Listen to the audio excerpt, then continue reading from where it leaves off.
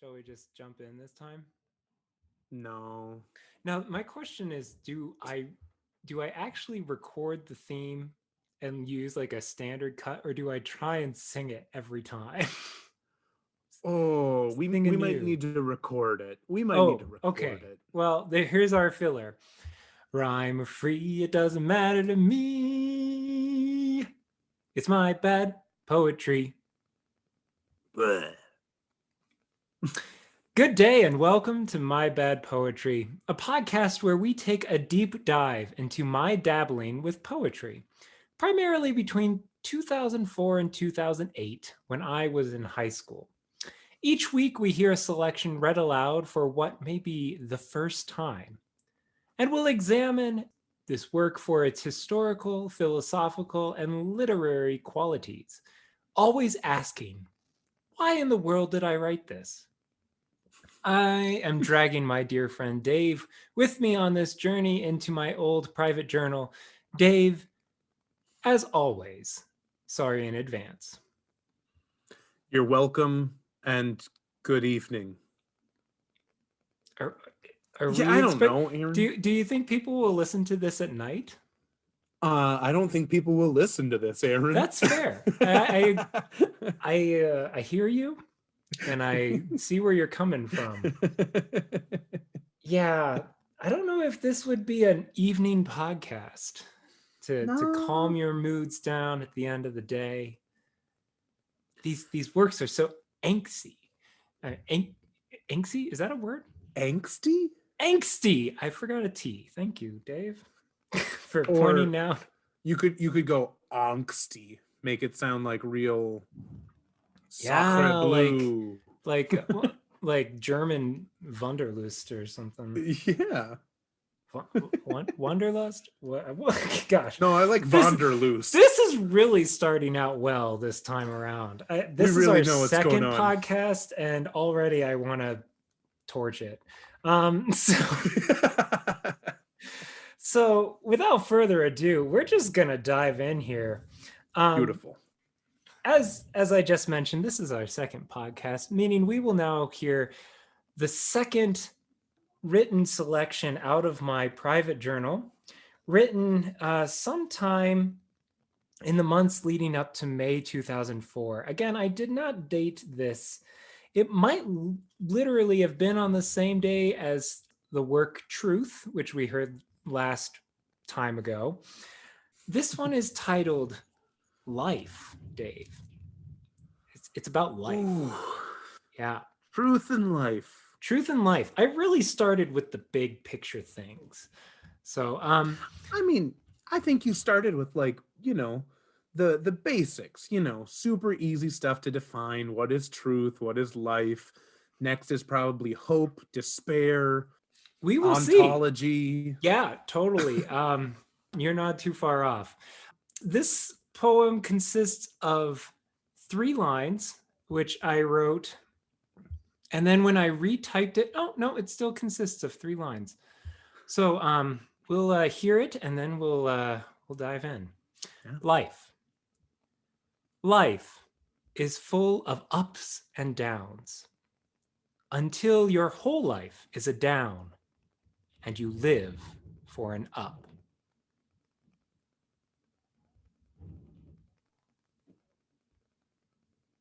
Next poem. Next poem. Yeah, is that even a poem, Dave?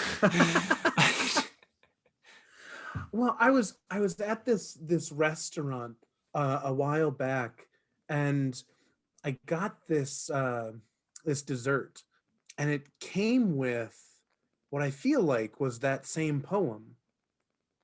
It was a little cookie, and it Oh had no.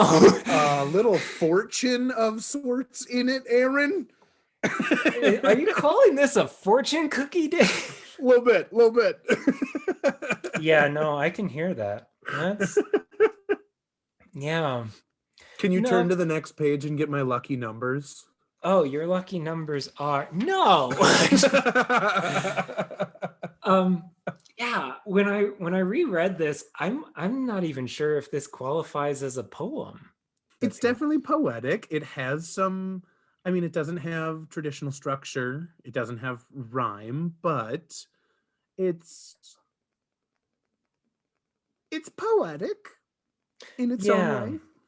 I introduce up and down, and Hmm. then I turn it on its head, where it's full of ups and downs, but no, it's your whole life is a down, and you live for an up. Mm. Yeah. So, what is the up that you were living for at that point? See, this is what I'm stuck on. If is Am I implying that there is no longer an up after a certain point? Because Huh. I use the line, your whole life is a down and you live for an up. That seems very depressing. Yeah. Nihilistic, maybe? Nihilistic, yeah. Yeah. Yeah, there's not a lot of hope in this one. Well, but it feels like it's a change in the metaphor too. Like, when people talk about life as up and downs, it's kind of a roller coaster metaphor where you're building and you're gliding and whatever, all Mm-hmm. that stuff. Yeah. But a roller coaster doesn't work as just a down looking for an up or living for an up. So it feels like the metaphor has changed, but I do not know what it has changed to. Yeah, I don't know either. It's like you're stuck in a valley. Hmm. Um, hmm.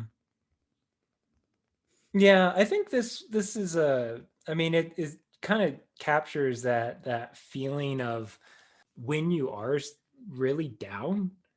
I mean, there does seem to be those moments when you don't feel like an up will ever come again. I Yeah. honestly don't know my context behind this poem of why I felt that way or why I decided to write such a line, but um, I think I can sympathize with that with my previous self there. Right. Well, and it's a very teenage way of looking at the world too. It's kind of Mm, that, you know, this may have been a mood or a an experience that lasted a day or a week or maybe even a month, but to a teenager that feels like permanence. That feels like, oh, so this is the rest of my life. yeah, it's that crushing taste of reality, Mm-hmm. that bridge between kind of childhood wonder and then just moving into realizing, oh, the real world, sometimes it really sucks. And Yeah. I guess there's privilege in saying that childhood is full of wonder. Some people's childhood are not, but I Yeah. think for a lucky few of us who have that ability to kind of live life in the pretend, Mm. in imaginary worlds out in the backyard and not have to worry about things, when the real world starts encroaching, yeah, I think that could feel kind of crushing down. Hmm. Wow, real uplifting stuff, Aaron. Oh, I know. That's what this podcast's for, Dave. I really wanted to lift up people's spirits with angsty teen poems. This podcast is brought to you by Xanax and Teen angst. yeah. Yeah, no. Sometimes I wonder if I should have been on something. I'm on something now, and it is Right? wonderful. It is truly a gift, and I wish my previous self would have been willing to acknowledge that. So I'm right there with you as someone who is a recent convert to anti-anxiety and antidepressants. Man, they make the world way less hate-filled. yeah, they this yeah, this has become a commercial for medication, but you know what? Yeah. It can help. It truly can. It's a tool in your toolbox. It's not the only solution, but um, if life feels like a down and you're waiting for an up, perhaps talk to your primary care physician about medication. They would know Yeah. better than my 14-year-old self. But this is kind of the point of this poetry. Like, how often do people write stuff like this, thinking that they are alone in these kinds of thoughts or in these types of situations, when there are a lot of other things out there, such as therapy, such as medication. Um, and I wonder how I'm kind of dancing around this idea of you have to be crazy to do something wonderful, like that old idea of all of the great artists and poets and We're out of their whatever. mind. They were out of their Yeah. minds. They were on all kinds of different drugs and substances. Um, I wonder how much of that is, man, Michelangelo could have really painted if he, had some better medication. Had some therapy, had a, Right. yeah, you know, could be. That's a good point. I also wonder, we're kind of living in an age where authenticity and discussions around mental health and taking breaks are right on the forefront. Oh yeah. Like front page news. And I think back in 2004, the dynamics were a little different. And I imagine in high school, the dynamics are still about the same. We can pretend like we can be our true selves or express real emotion. But in high school, there's so much of putting on a face. Yeah. And so, yeah, to have this feeling, even for a day, it goes into a private journal where the first time it is ever read aloud for public is in, oh gosh, how many years? 15 years? Can I do math? 16, 17 years? 17 years? Man, you're old. Yeah, what happened to me? I'm 31. What? I think my head was always stuck in 30. What I mean, Right. 2020 just doesn't count, right? So you subtract a year and then Yeah, you move forward from there. Yeah. absolutely. Well, this is a short poem, so I'm okay if this is a shorter episode. Yeah. Um, but I do think my initial structure for this podcast is kind of out the window, and I'm fine with that because this is poetry. So the question we should probably end with, Dave, Mhm. is this good or garbage? So I've been doing some ruminating on how I can destroy your systems, because that's literally my job in life. I really appreciate that. Yeah, yeah, that's what I'm here for, bud. Yeah. Hmm. Um, and I feel like this poem, on the scale of good to garbage, is a highly processed plastic that can no longer be recycled. I Like don't like that. you're still tossing it into the recycling But you bin, looking know for it's not something. going to be used. Yeah, yeah, a little Yeah. bit.